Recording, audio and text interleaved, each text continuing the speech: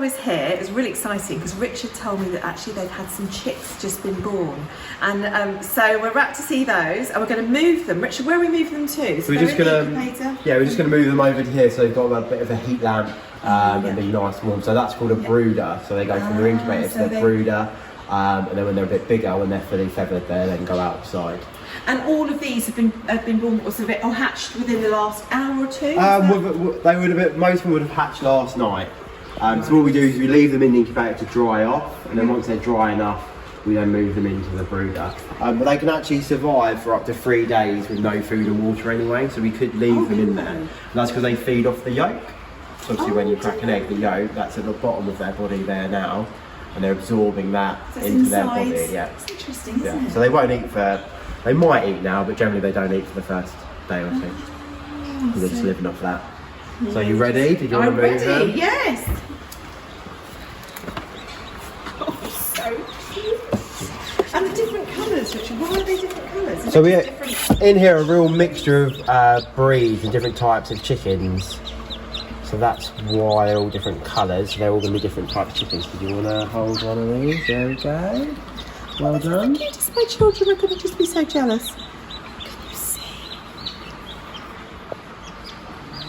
Oh, bless them. And so they actually hatch with lots of fur, don't they? Yeah, they're really good actually. They're really sort of pretty much ready to go. One's still coming out of the egg over there, I think. Yeah, so there's one that's picked.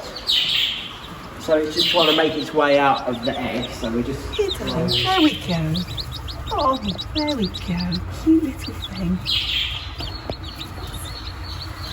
Oh, very sweet. And they will.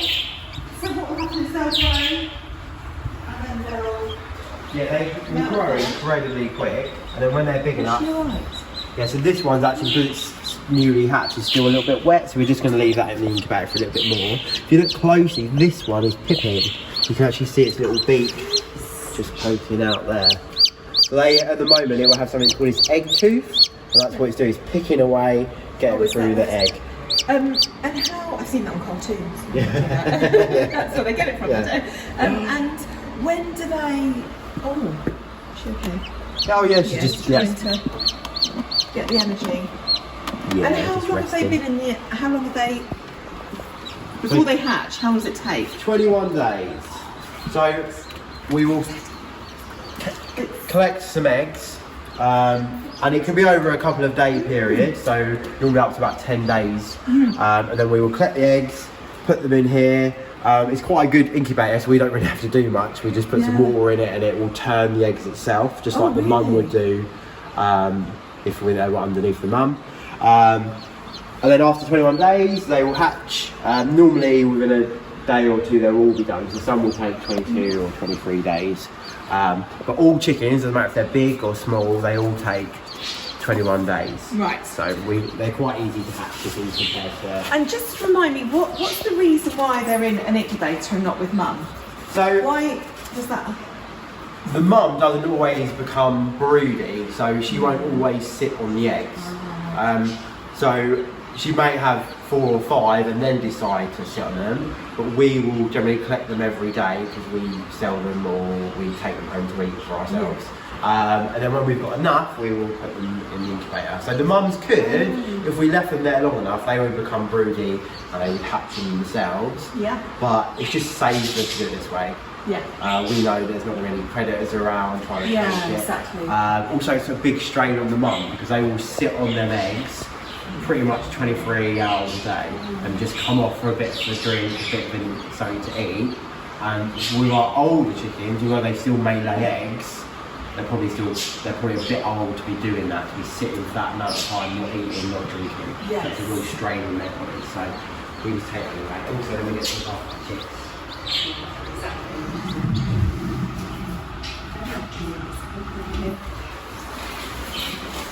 Oh, so they're all huddled together. Yeah, so initially they're going to be a little bit cold. Yeah. So sit under that heat lamp together. And it won't take them long though. Within a few hours they'll be wandering around, looking for food, drinking some water.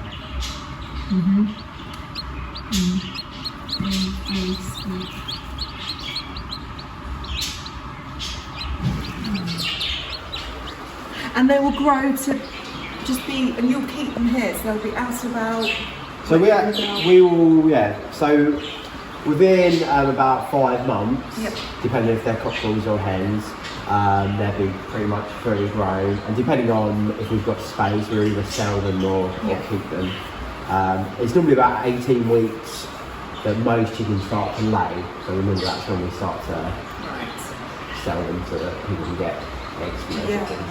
So. And that is a popular thing, isn't it? I know my husband's always saying to me, we'd have some chicks in the back garden, or chickens in the back garden and have our own eggs, but I'm really worried about the whole foxes, about predators outside, things getting to them, and I think especially where we live in Surrey, it's a really prominent thing, isn't it? It can really happen. I mean, foxes are very clever, they're very good predators, they're very good at what they do, so you have to have a really safe coop, it has to be completely enclosed. It doesn't matter where you are really, foxes are everywhere, and they're only really doing what's natural to them. And to them, if they go into a garden, there's chickens standing around, it'd be silly not to go and help yourself drink, that's an easy meal. So yeah, when we sell our chickens, we have a big checklist that we go through with the person to make sure they have all these things, because otherwise it's not very nice for them.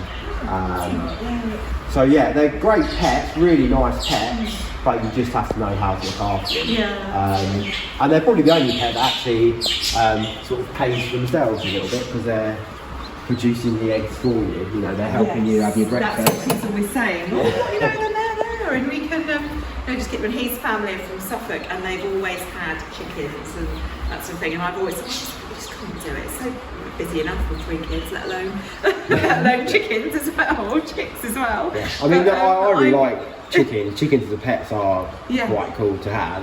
Have you got some? Yeah, I've got chickens at home. Yeah, and which is silly really, because I have enough chickens here to look after. But there's nothing like, they're really good for keeping up your garden, so they will eat all the bugs and like the slugs and stuff that you might have in your garden.